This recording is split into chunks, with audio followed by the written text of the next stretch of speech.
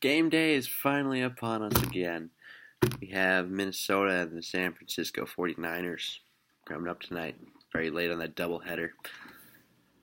So, with the injury report, let's start with that. We have two of our tight ends out. Chase Ford with a shoulder. Michael Pruitt with an ankle injury. Then we have Zach Line out with a knee, as well as Shamar Stephen, all probable. So the good news is that none of these guys are key players per se. Like guys like, well, all of them could show up. Like anyone can make a play at any given time. Shamar Stephen, he played a pretty good role last year in the middle of that defensive line whenever we needed a rotation or someone got hurt. He was always a good backup to have. Michael Pruitt, the rookie that made some plays during the preseason, that would be nice to have him. But as long as we get one of the two tight ends out of this, both of them are good receiving options. Just I feel like Pruitt's a little bit better of a blocker, so I think I'd rather have Pruitt if one of them can't go. And then Zach Line, the fullback. He's a little bit expendable, as we have Rhett Ellison, who can play fullback as well. So I don't really mind that. And then for the Niners, we only have one, Tremaine Brock, and he's also probable. Now, for the actual game, defensively, we need to be very disciplined and contain Kaepernick. We have to be disciplined from the top down because these are not a shaky group of receivers. Not at all. So, we have to deal with Torrey Smith, Anquan Bolden. Who else do they have? They have Vernon Davis still. Very speedy tight end. So you have to make sure he doesn't beat you up the seams, which I'm not too horribly worried about. Due to, we do have some athletic guys at linebacker. So I feel like we can match up there. And we also have safeties who come in and do that. We have Harrison Smith, Blanton, occasionally, maybe Exum occasionally. So I just feel like Harrison Smith will be out there most of the time. And I feel like our corners are good, but Bolden, he's still a very tough guy. He's a tough receiver. That's what he is. Then you have Torrey Smith, the deep threat kind of guy. And then, like I said, Vernon Davis, another deep threat, but coming from the tight end spot, you still got to deal with Reggie Bush coming out of the backfield. We know what Reggie Bush is. We've had some issues in the past with Reggie Bush. And then defensively, they don't scare me too much anymore. They've lost some players. Alden Smith got released. Patrick Willis and Chris Borland retired along with Justin Smith. The main key piece they still have there is Navarro Bowman coming off that injury. He doesn't seem to have lost a step thus far. He looks pretty much like his own self. He looks fine. So that should be interesting to see that Navarro Bowman versus Peterson clash. That's going to be a fun collision to see sometimes with both of them kind of out there to prove something, with Bowman coming off his injury, Peterson coming off his legal case going on there. So, could be interesting. I'm going to take that into what our offense needs to do tonight, which I think is just dictate to the defense. Don't try to do too much.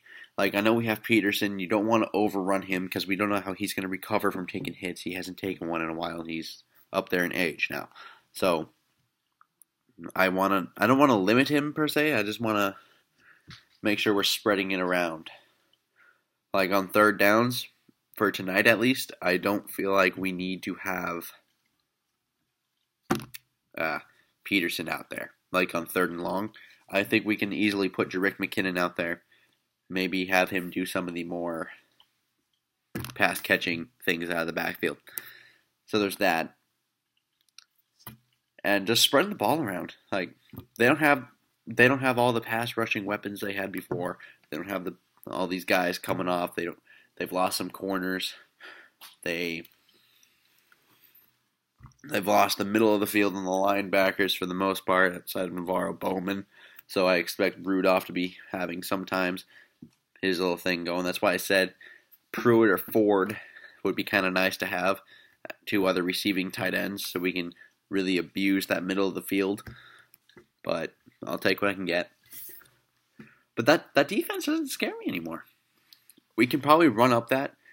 Like both teams actually have offensive line issues, so I feel like that makes us pretty much even there for the most part. That being said, once you take that into account, we have a more reliable quarterback, I think, than the San Francisco 49ers with Colin Kaepernick. Kaepernick is not very polished as a passer. He can run, and he's athletic, but he's not someone that you would trust to throw the ball maybe 30, 40 times a game. He's not that kind of guy. Like, if you need him to come in through the clutch, I would not put my money on him. Out of these two quarterbacks, I'm putting my money on our guy and Teddy. So, that being said, I feel like that should give us a major edge in this. Like, both of them have weapons around them with shaky O-lines. We have a better defense, I think. From our front seven is a little bit better. With Hodges, Greenway, and Barr at linebacker. I feel like that gives us a very athletic set to deal with these other receiving weapons they have coming from the tight end and Reggie Bush out of the backfield, maybe Carlos Hyde, all these other guys. I feel like that gives us a nice base to work with, as opposed to what we had in the past where we had nothing at linebacker in terms of speed. But what we have now, we have guys who are not only athletic, but athletic enough to where now we have Kendricks, who's not starting. We can probably shift Barr down on some nickel situations and some sub packages, put Kendricks in, and then our three linebackers could be, well, not three, like our linebackers could be Hodges and Kendricks. So that doesn't look that bad at that point. So then we can get our pass rushing unit way off there, because with Barr and his freak ability, I think he's going to get more sacks this year. He only had like 4 last year. I'm thinking he may get somewhere between 6 or 8 this year. I'm feeling that. Like, it's not tremendously more, but I feel like we can get that from him. And then Griffin, I'm not sure how much we would get from him, but Griffin doesn't get enough credit for his run-stopping ability, which I feel like if they try to run to the outside with anyone, whether it be Kaepernick, Hyde, Reggie Bush, the Australian guy they have there, Jared Hayne, whoever they put back there, I feel like we'll have that side good to go with Everson Griffin. So that I don't mind that. I'm not saying this will be a blowout, but I am expecting a win. It'd be nice to see a blowout. I'm not going to expect one, but I'm going to hope for one, because this team is not what they were 2-3 years ago. This is like a shell of what they were before. We do not have the Patrick Willis's or the Justin Smiths or that great offensive line they have. They still have Joe Staley, but they have no Upati. So he's down in Arizona. So you lose part of that interior O-line, which they relied so much on. They no longer have Frank Gore either. They have no Gore.